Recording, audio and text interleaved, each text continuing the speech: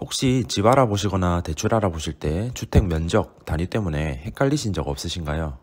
네, 우리나라 법률에서는 주택 면적 단위 중 하나인 평 또는 평형 단위는 비법정 단위로 규정하고 있고요. 이러한 비법정 단위는 사용하지 못하게 하고 있습니다. 네, 그래서 건설업체들은 아파트를 분양할 때 모델하우스와 입주자 모집 공고, 분양 카탈로그 등의 아파트 면적 표기에 평 또는 평형 대신에 제곱미터 단위를 써야만 하는데요. 그럼 왜 굳이 제곱미터만 사용하도록 했을까요? 네, 결론부터 말씀드리면 제곱미터를 사용하면 주택 가격을 정확하게 계산할 수 있고 소비자의 혼동을 최소화할 수 있기 때문인데요. 네, 조금만 더 깊게 들어가 볼까요? 한 평은 일본식 넓이를 재는 단위로 6자 곱하기 6자를 의미하는데요. 이를 제곱미터 단위로 환산하면 400 나누기 121로 3.30578.5 이렇게 무한소수가 됩니다. 네, 그래서 보통은 소수점 둘째 자리 이하를 버린 3.3제곱미터를 한 평이라고 간주합니다. 이는 키가 180cm인 성인이 가로, 세로로 누울 수 있는 면적이죠. 네, 그래서 평 단위를 사용하는 게 뭐가 문제냐? 네, 예를 한번 들어보겠습니다. 네, 106, 107, 108, 109제곱미터는 완벽하게 다른 면적이죠. 그런데 이를 평형으로 환산하면 아래와 같이 모두 32평으로 표기할 수 있습니다.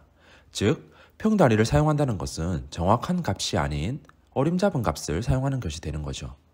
네, 그렇기 때문에 우리나라 법률에서는 주택 면적을 표준화하여서 소비자의 혼동을 줄이기 위해 평 단위를 비법정 단위로 분류하고 평 단위 대신에 제곱미터 단위만 사용하도록 하고 있습니다. 네, 그런데 실생활에서는 어떤가요? 네, 모든 사람이 제곱미터 단위말을 사용하나요? 아니죠.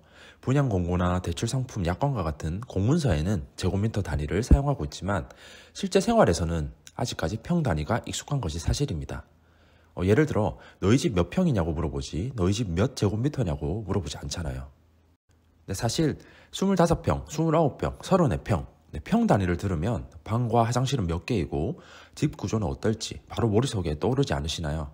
네, 반면에 54제곱미터, 60제곱미터, 75제곱미터, 84제곱미터 등의 제곱미터 단위는 어떠신가요? 네, 평소에 부동산에 관심 많으신 분은 문제 없으시겠지만 대부분의 사람은 익숙하지 않을 거라고 생각되는데요. 네, 그래서 제곱미터 단위를 들었을 때 어느 정도 평수인지 바로 알 수만 있다면 단위가 평인지 제곱미터인지에 관계없이 부동산 거래를 하거나 대출 약관을 살펴보거나 아니면 최소한 주위 사람과 대화할 때라도 큰 도움이 될 수 있는데요. 자, 그럼 지금부터 제곱미터를 평으로 바꾸는 비법을 알려드리겠습니다. 먼저 1제곱미터가 몇 평인지만 알면 되겠죠? 네, 앞서 한 평은 약 3.3제곱미터라고 말씀드린 거 기억나시나요? 네, 이를 이용하여 환산하면 1제곱미터는 약 0.303평입니다. 네, 그럼 끝났습니다. 네, 제곱미터에 0.303만 곱하면 몇 평인지 알 수 있겠네요. 네, 그런데 저는 암산을 못해서 0.303을 곱하기 위해서는 계산기가 필요할 것 같습니다. 네, 항상 계산기를 꺼내서 확인할 수도 없는 노릇이고, 네, 그렇다면 암산으로 쉽게 환산하는 방법은 없을까요? 네, 당연히 있습니다.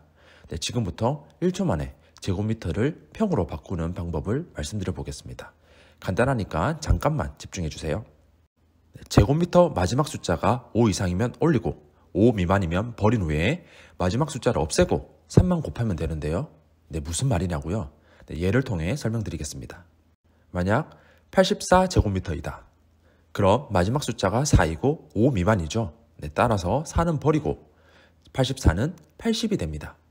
여기서 마지막 숫자를 없앤다고 했죠? 그럼 8만 남네요. 네, 여기에 3을 곱하면 끝입니다. 8 곱하기 3은 24가 되네요. 즉 84제곱미터는 약 24평이 되는 겁니다. 네, 한 번 더 해볼까요? 이번에는 59제곱미터를 바꿔보겠습니다. 네, 마지막 숫자가 9이고 5 이상이니까 올려서 59가 60이 됩니다. 네, 여기서 마지막 숫자를 없애면 6이 남네요. 네, 여기에 3을 곱하면 18이 되고 결국 59제곱미터는 약 18평이 되네요. 네, 너무 쉽죠? 네, 세 자리 숫자도 똑같습니다. 112제곱미터를 바꿔볼까요? 네, 마지막 숫자인 2는 5 미만이니까 버린 후 제거하면 11만 남고 3을 곱하면 끝. 네, 즉 112제곱미터는 약 33평을 말하는 거네요.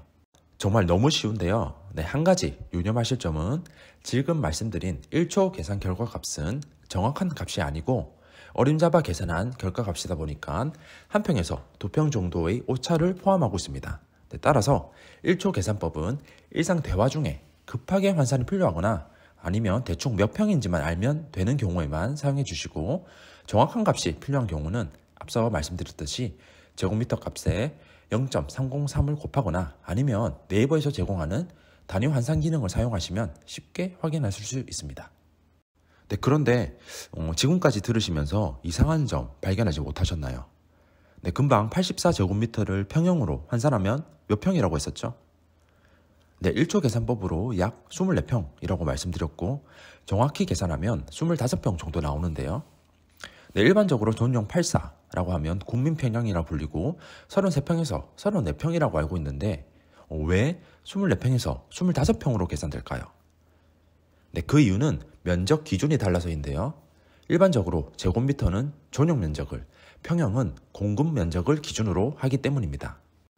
조금 더 상세히 설명드리면 아파트 기준으로 볼 때 아파트의 면적은 크게 공급 면적, 주거 공용 면적, 전용 면적으로 나눌 수 있고, 공급 면적은 전용 면적 더하기 주거 공용 면적이 됩니다.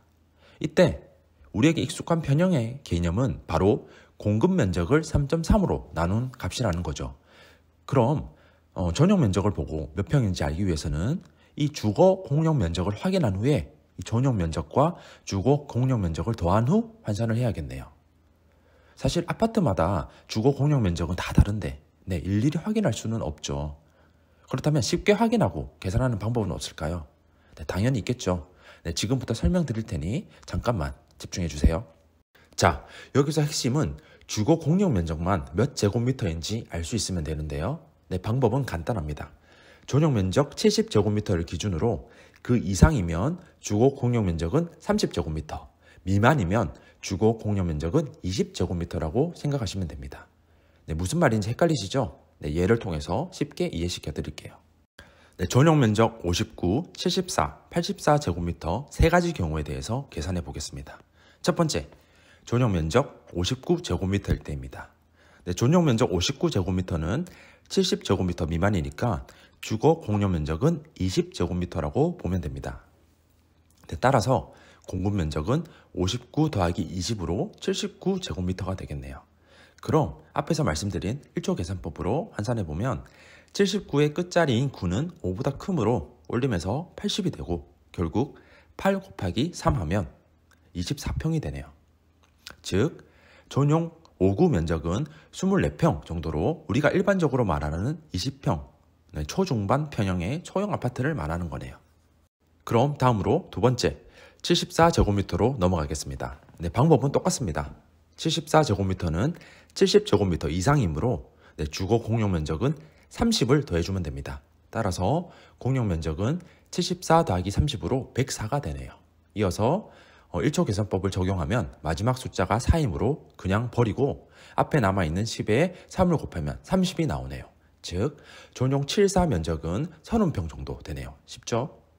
마지막 84제곱미터 더 해볼게요. 네, 84제곱미터는 70제곱미터 이상이죠. 네, 따라서 공급 면적은 84 더하기 30으로 114가 되고 114의 마지막 숫자 4는 5 미만이므로 생각할 필요도 없이 그냥 버려버리고요. 앞에 남아있는 숫자인 11에 3을 곱하면 끝. 네, 33평이 나오네요. 즉 전용 84는 국민평형이라 불리는 약 33평형을 말합니다. 네, 이렇게 주거 공용 면적으로 20이나 30만 더해주고 1초 계산법을 사용하면 전용 면적만 알고 있어도 계산기나 어플 사용할 필요도 없이 암산으로 몇 평인지 바로 알 수 있습니다. 네, 어떠신가요? 어렵지 않으시죠? 그럼 이때까지 말씀드린 내용 간단하게 정리 한번 해볼게요. 네, 우리나라는 법률상 주택 면적은 제곱미터 단위만 사용해야 합니다. 하지만 일상생활에서는 여전히 평형 단위를 사용하고 있어서 제곱미터와 평형 단위를 혼동하는 경우가 많은데요. 그래서 제곱미터 단위를 평형 단위로 환산하는 방법을 알고 있으면 좋은데 이때 암산으로 간단히 환산하는 1초 계산법이 있습니다. 네, 방법은 굉장히 간단합니다. 제곱미터 단위 기준으로 제일 뒷자리가 5 이상이면 올리고 5 미만이면 버린 후에 끝자리를 제거하고 남은 숫자에 3만 곱해주면 되죠. 네, 그리고 제곱미터 단위인 전용 면적을 우리가 흔히 사용하는 평형 단위인 공급 면적으로 바꾸는 방법도 있었는데요. 이때 전용 면적 70제곱미터 기준으로 70제곱미터 미만이면 20제곱미터, 70제곱미터 이상이면 30제곱미터를 더해준 후에 1초 계산법을 적용하면 됩니다. 네, 전용 면적 84제곱미터를 예를 들어 계산해보면 84제곱미터는 70제곱미터 이상이므로 우선 84제곱미터에 30제곱미터를 더해줍니다. 그럼 114제곱미터가 되므로 마지막 숫자인 4는 5 미만이므로 버려주고 남아있는 11에 3을 곱해주면 끝이죠. 즉 전용 84제곱미터는 약 33평형을 말하는 겁니다. 네, 이렇게 최종 정리까지 해봤는데요. 네, 제곱미터를 평형으로 바꿔주는 1초 계산법 잘 기억해 두셨다가 부동산에서 대화를 나눈다거나 대출 약관을 읽어본다거나 아니면 일상 대화 속에서 유용하게 잘 활용해 보시기 바랍니다. 네, 이번 영상은 여기서 마치고요. 또 도움되는 영상으로 찾아오겠습니다. 네, 시청해 주셔서 감사합니다.